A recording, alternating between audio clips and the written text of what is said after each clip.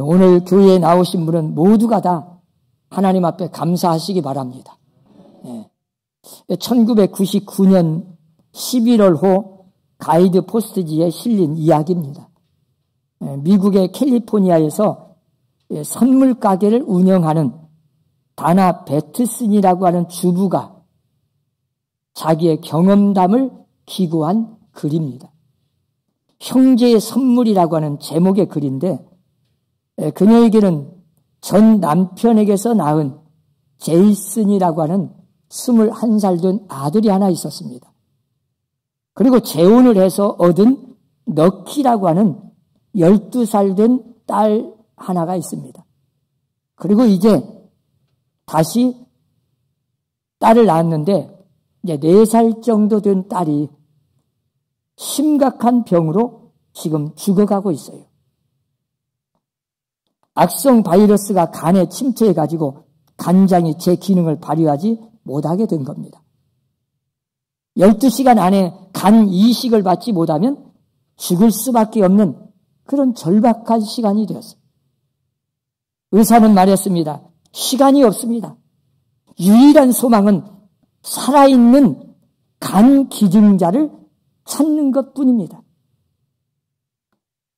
여러분, 신장이 아니라 간입니다. 신장은 우리가 2개니까 하나를 띄워주어도 그래도 또 기능을 발휘할 수 있지만 간은 하나밖에 없잖아요. 그래서 이 간을 절반을 딱 잘라서 나눠준다면 자기의 생명이 위험한 겁니다. 그런 위험한 수술을 해주겠다고 선뜻 나서는 사람이 얼마나 있겠어요? 그것도 12시간 안에 모두가 다 염려하고 걱정을 했어요. 사정이 워낙 급박한지라 이 어머니는 발을 둥둥 구르면서 초조해하고 있는데 자기의 전 남편의 아들인 이 제이슨이 자기의 간 기증을 하겠다고 자원하고 나섰어요. 환자인 이 꼬마와 그는 이부 남매 가집니다. 어머니는 같지만 아버지가 달라요. 그러니까 체질적으로 맞을는지 또 걱정이요. 이번에는 그게 걱정입니다. 간을 준다고 해도 혹시 맞을지. 그런데 조사해 보니까 다행히 맞는다는 겁니다. 간절히 그 맞기를 바라면서 기도하는데, 자, 이제 수술을 받을 시간이 됐어요. 수술실에 들어갑니다. 아들 그 제이슨과 4살 난 이 딸을 수술실에 딱 들여보내놓고 수술이 진행되간 이 어머니는 12살 된 딸의 2손을 마주 잡고 그 수술실 문 앞에서 무릎을 꿇고 하나님 앞에 간절하게 기도해요. 자칫 잘못하면, 조금만 실수하면 2 자식을 한꺼번에 잃을 수 있습니다. 그런 초조와 불안과 걱정, 그런데 한편으로 생각해 보니까 감사할 일이에요. 아들 제이슨은 친동생도 아닌 이부 누이인데 그렇게 생명같이 소중한 자기의 간을, 자기의 목숨이 위험한데도 선뜻 내주겠다고 기증을 하겠다고 해서 지금 수술실에 들어갔어요. 그 자원하는 마음 너무 고마운 거예요. 그렇지 않으면 4살 된 딸이 죽을 수밖에 없었잖아요. 그렇구나.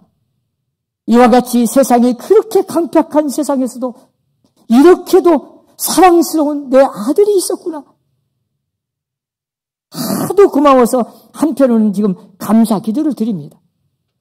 수술 자체를 생각하면 막 걱정이 돼요. 수술이 잘 돼야 될 텐데. 마음이 조마조마합니다. 그런 속에서 또 생각하면 감사해요. 우리 가정에 이렇게 거룩한 사랑이 있구나. 내 아들이 이렇게 귀한 사랑을 드러내는구나. 정말 감사한 일입니다.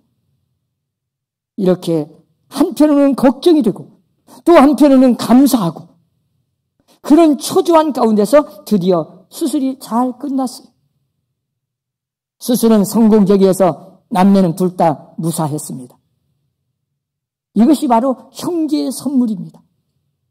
형제, 어떻게 보면 친동생도 아니지만 그렇게 자기의 생명 같은 간을 내어주겠다고 사랑을 베푼 그 전 남편의 아들이 너무 고마워. 어머니는 하나님 앞에 감사했습니다. 여러분, 언제나 이 감사와 염려는 엇갈리는 거예요. 한쪽으로는 걱정이 돼요. 불안해요. 막 근심 걱정이 돼. 그런데 한편으로 생각하면, 다시 생각해보면 감사할 일이 있습니다. 이쪽에서 보면 걱정투성이고 또 다른 이쪽에서 보면 감사할 일이에요. 그것이 세상 삽니다. 아주 좋은 여건에서도 원망과 불평으로 사는 사람이 있고, 남보기에는 정말 처참할 정도의 생을 사는데도 보면 생각이 달라가지고 감사하면서 살아가는 사람이 있어요. 우리가 영어에서 이 think와 thank는 어원이 같습니다. 생각한다, 감사한다. 이 말의 어원은 뿌리가 같아요. 그렇습니다. 우선 무엇을 생각하느냐가 문제예요. 무엇부터 생각하느냐, 무엇을 먼저 생각하느냐, 그게 중요한 거예요. 그러면 감사할 수도 있고 불평할 수도 있는 거예요. 또 하나는 어느 각도에서 생각하느냐, 그게 참 중요합니다. 여러분 생각해 보세요. 환경이 달라져야 되는 것이 아닙니다. 세상이 달라져야 감사할 수 있는 것도 아니에요. 감사하는 덕을 가진 사람이 있어요. 언제 어느 때든지 감사하는 사람이 있고, 어떤 상황 속에서도 항상 입술에서 불평, 원망하는 사람이 있어요. 그건 체질이요, 체질. 성품이고. 겸손한 사람은 언제나 감사할 수 있습니다. 교만한 사람은 감사가 별로 안 나와요. 어떤 속에서도 항상 불만이에요. 믿음이 있는 사람은 언제나 감사합니다. 믿음이 없으면 언제나 불평이에요. 사랑의 눈으로 세상을 보면 어떤 여건에서도 감사할 수 있는 겁니다. 그 유명한 발명왕이라고 하는 토마스 에디슨이 한 번은 긴 여행을 하게 되었어요. 기차를 타고 여행을 하는데 이 발명을 위해서 언제나 이 에디슨은 온 시간을 바치는 사람이라서 1분 1초가 아까우니까, 그 기차 여행을 가면서도 그 시간이 아까우니까 그 기차 안에 조그만 실험실을 만들어 놓고 거기서 또 연구를 해. 기차가 가다가 덜커덩 요동치는 바람에 그만 이 씨앗병이 하나 떨어지고 이게 화학작용을 일으켜서 연구실에 불이 나버렸어요. 그동안 연구해 오던 자료가 몽땅 타버렸습니다. 자신의 몸도 위험하게 됐을 때 차장이 달려와서 그를 차창 밖으로 던져버렸어요. 그래서 목숨은 겨우 건졌는데 그때 다쳐가지고 기가 먹어버렸어요. 그는 한평생 많은 연구를 했고 많은 발명을 이루겠습니다. 그래서 발명왕이라는 명성도 가졌죠. 어떻게 그렇게 많은 연구를 할 수 있었느냐? 당신은 어떻게 그렇게 많은 연구를 해서 발명왕이 되었느냐? 사람들이 물었을 때 그는 그렇게 대답했습니다. 나는 쥐가 먹은 것을 감사합니다. 내가 만일 쥐가 먹지 않았더라면 이렇게 많은 연구를 할 수 없었을 겁니다. 아무리 시끄러워도 나는 그 소리 못 들으니까 그 덕분에 연구에만 몰두할 수 있었습니다. 그래서 나는 하나님 앞에 항상 감사합니다. 보세요. 어느 각도에서 보느냐가 문제죠. 무엇을 생각하느냐에 따라서 감사할 수도 있고 원망할 수 있는 거예요. 환경이 바뀌고 여건이 바뀌고 세상이 달라지기를 평생 기다려도 그 사람의 입에서는 감사 없습니다. 여러분, 복이 무엇입니까? 종은 울려서 소리가 나야 종이듯이 감사한 마음이 우러나야 그 사람이 복받은 사람이요. 잘 산다고 복이 아닙니다. 가졌다고 복이 아니요. 출세했다고 복 아닙니다. 감사하는 마음이 충만하면 그것이 복이에요. 세상에서 아무리 권력을 누리고 명예를 얻고 돈을 많이 가졌다 해도 언제나 마음속에 불만이고 욕구 불만을 이루기 위해서 날마다 불평하는 사람, 그건 복받은 사람이 아니에요. 저는 요즘에 뉴스를 보면서도 그래요. 잊어먹을 만하면 그 유명한 사람들, 그 출세한 사람들, 명성이 있는 사람들, 가졌다는 사람들, 이름 있는 사람들, 남들로 앞으로 존경받는 사람들, 하루아침에 자살을 해버려요. 제가 볼 때는 믿음이 없기 때문에 자신에 대해서 너무 자존심이 강하다 보니 사람들이 다 나를 의롭다고 하고 존경하고 나는 이렇게 도덕적으로 깨끗하게 살았는데 내가 이런 일이 드러나면 사람들이 나를 손가락질할 것 같은데 그걸 못 이기는 거예요. 못 이겨. 자존심에. 그게 교만입니다. 교만. 여기 앉으신 여러분이나 저나 세상의 어떤 사람도 하나님이 볼 때는 다 똑같은 죄인이요.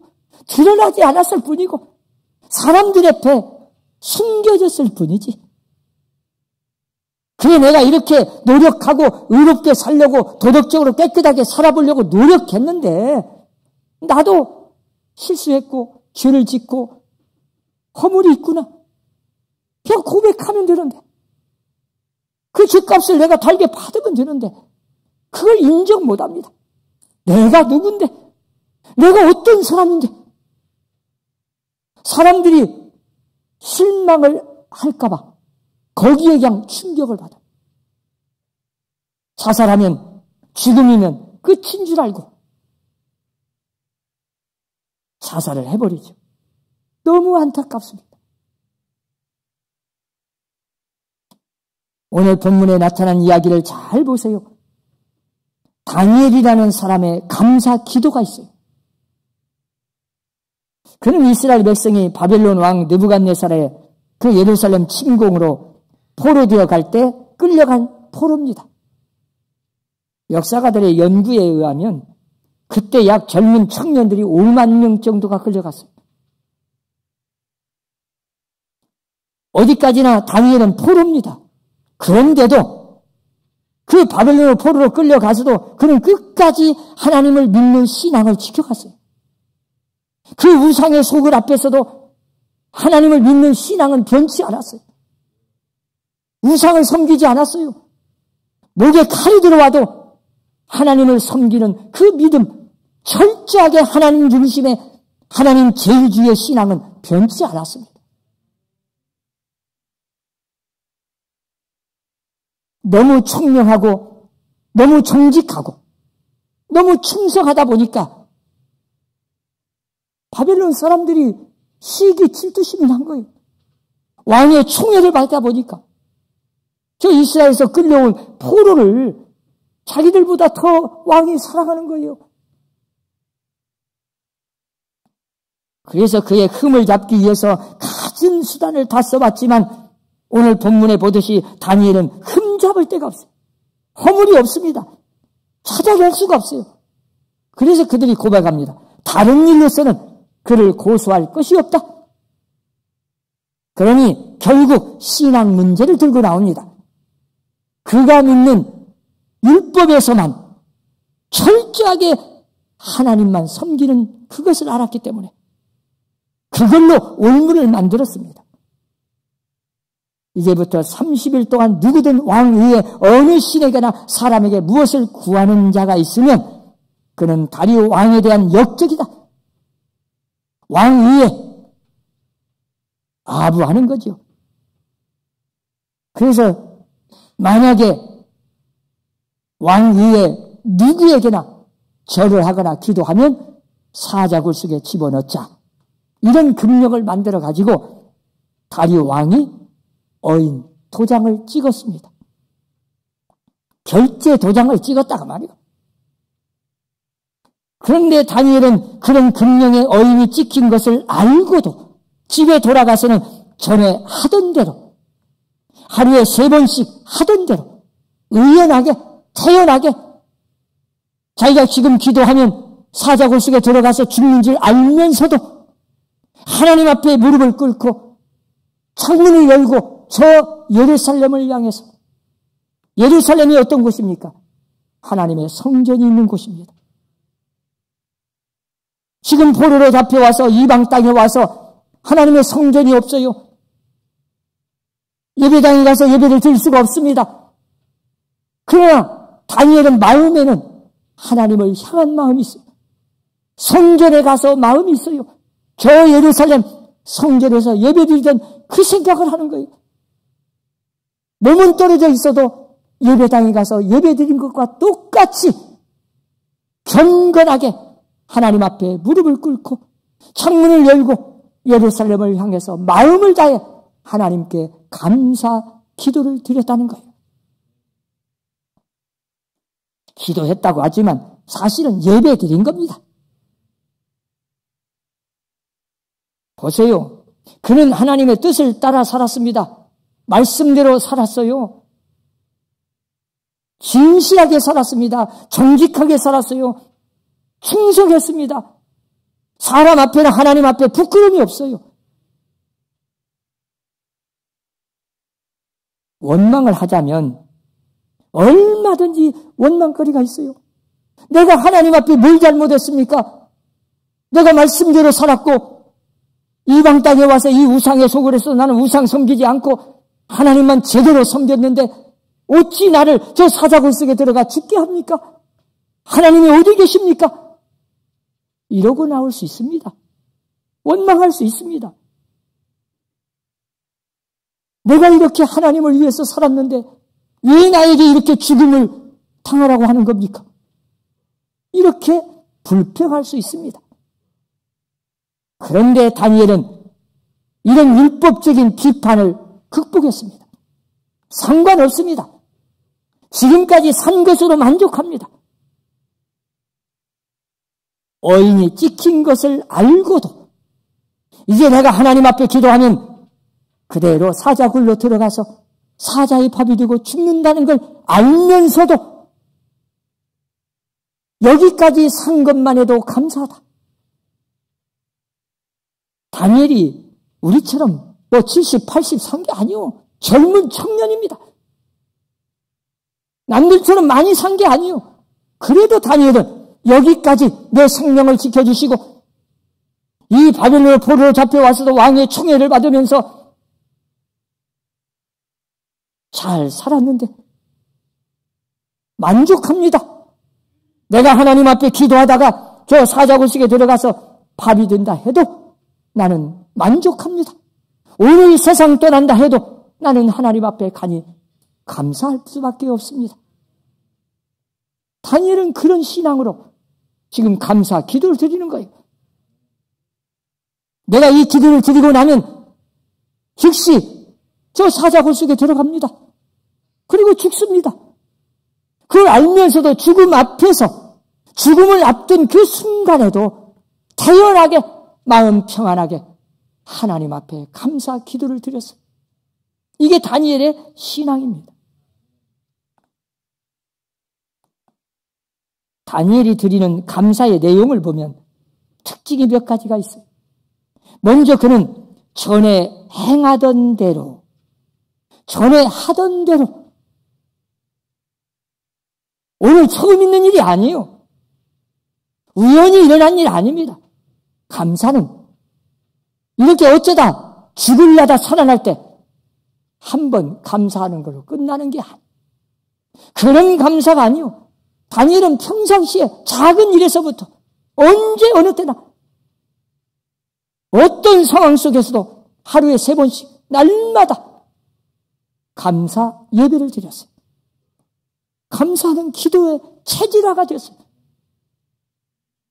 구체적으로 나오지는 않았지만 다니엘은 지금 살아있는 것이 감사하고 밥 먹고 사는 것이 감사하고,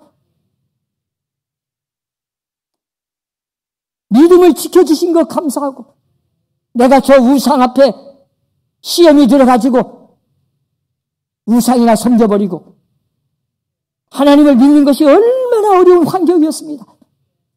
그런 상황 속에서 믿음을 지켜주시고 믿음 생활을 하게 하시고 하나님을 끝까지 섬길 수 있다는 것이 얼마나 감사했는지 몰라요. 하나님, 나 같은 사람에게 그런 용기를 주시고 믿음을 주셨으니 감사합니다.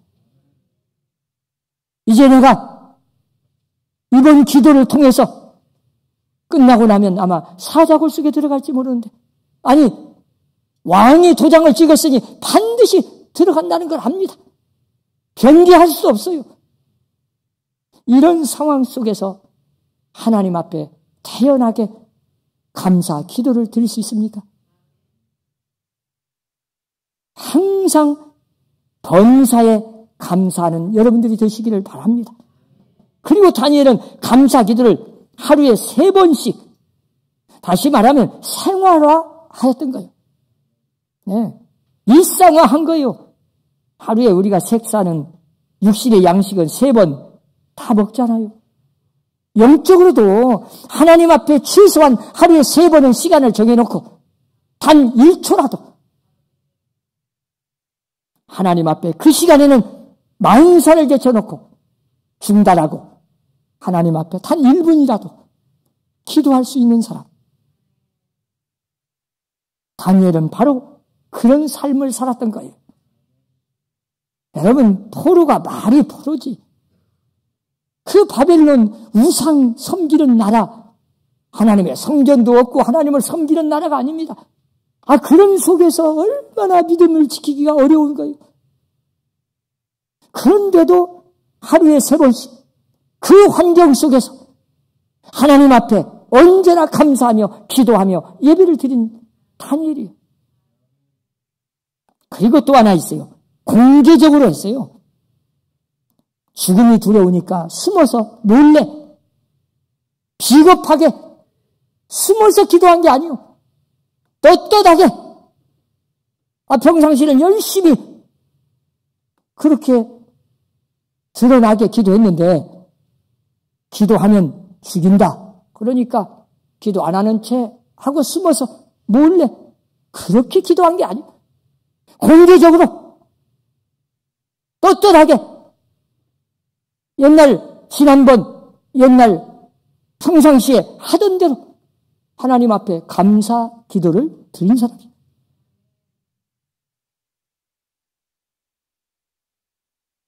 그는 무엇을 감사했을까요? 포로로 끌려와서도 지금까지 영화를 누려왔잖아요. 누구보다도 왕의 총애를 받았잖아요. 그리고 믿음을 지켰잖아요. 그런 우상의 속으로서도 끝까지 믿음을 지켜왔잖아요. 자기 힘으로 된 것이겠습니까? 전부가 다 하나님의 은혜요. 하나님이 도와주셨죠. 그런 마음을 주셨고 죄와 타협하지 않았어요. 정직하게 말씀대로 순종했어요. 진실하게 살았습니다. 경건하게 하나님을 제일 사랑하는, 하나님을 철저하게 섬기는 그 믿음 지켜왔어요. 얼마나 감사해요. 그걸 감사했던 거예요. 생명을 지켜주시고 건강을 지켜주시고 밥 먹고 살게 하시고 여기까지 내가 믿음 지켜서 기도할 수 있다니 얼마나 감사해요. 그래서 만족합니다.